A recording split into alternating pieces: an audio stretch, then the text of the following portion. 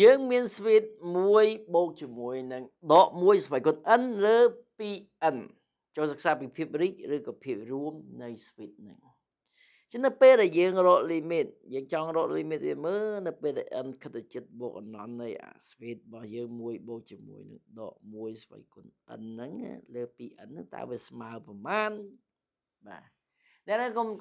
កុំចាញ់បោកជាមួយនឹងអាស្វ័យគុណ n នេះណាដក1ស្វ័យគុណ n គឺវាលោតរួចចេញពីដក1ឬក៏1ទេបាទបើសិនជា n នឹងគូវាចេញ1បើ n នឹងសេសវាចេញដក1អញ្ចឹងអាតម្លៃ1ក៏ដោយអាដក1ក៏ដោយនៅពេលដែលយើងចែកជាមួយនឹងអណន្តពូ 2n នៅពេលដែល n ខិតទៅជិតបូកអណន្តអា 2n មកយើងវាមិនទៅខិតទៅជិតបូកអណន្តអញ្ចឹងអាដក1លើអា1លើអណន្តក៏ដោយអាដក1លើអណន្តក៏ដោយអា2ហ្នឹងគឺចេញតម្លៃមកវា0ដដែលទេបាទអាហ្នឹងគឺចេញមកគឺ0ដដែលទេអញ្ចឹងវានឹងខិតទៅជិត1ណា limit របស់យើងគឺវាស្មើ1មានន័យថា switch របស់យើងគឺជា switch រួមបាទទៅរកតម្លៃស្មើ1ហេ switch រួមទៅរកតម្លៃស្មើ1ចា89គឺមានតែប៉ុណ្្នឹងទេអ្នកនរគ្នាឥឡូវយើងសាកល្បងធ្វើ90ទាំងអស់គ្នាបាទជាលំហាត់នេះគឺយើងដាក់ម្ដងទាំងពីរតែម្ដងចំហា89និង90ចូលកំណត់រកតម្លៃនៃ limit n ខិតទៅជិតបូកអណន្តនៃ3លើ n ដក n ការ៉េដក n អានេះវាជួបមួយបញ្ហាដែលយើងចំនួនលេខបូកអណន្តចូលទៅវាចេញអណន្ត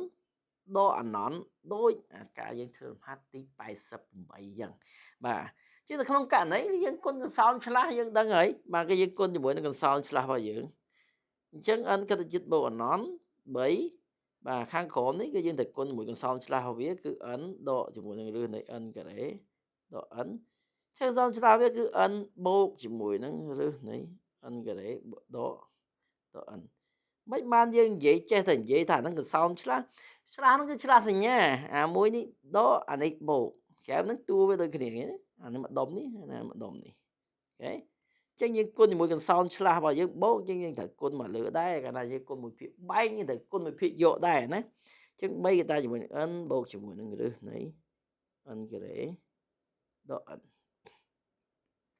ឥឡូវយើងមកមើលបន្តទៀតបាទអញ្ចឹង limit នៃ n ខិតទៅជិតបូកអណន្តនៃ3បាទកតាជាមួយនឹង n ខ្ញុំគិតថាខ្ញុំនឹងចាប់ n ជាកតាបាទខ្ញុំនឹងចាប់ n ជាកតាដើម្បីខ្ញុំអាចសម្រួលបានអញ្ចឹងខ្ញុំចាប់ n ជាកតាបាទចានេះគឺ1បូកជាមួយនឹងអារឹសរបស់យើងនេះយើងយក n ការ៉េចេញមិនអញ្ចឹងហ៎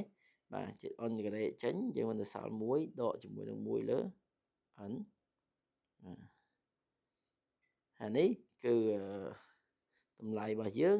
n ទៅជា n ការ៉េតួទី1វាចេញ a ការ៉េដក b ការ៉េអញ្ចឹង n ការ៉េដកជាមួយនឹង b ការ៉េរបស់យើងគឺ n ការ៉េដក n អូ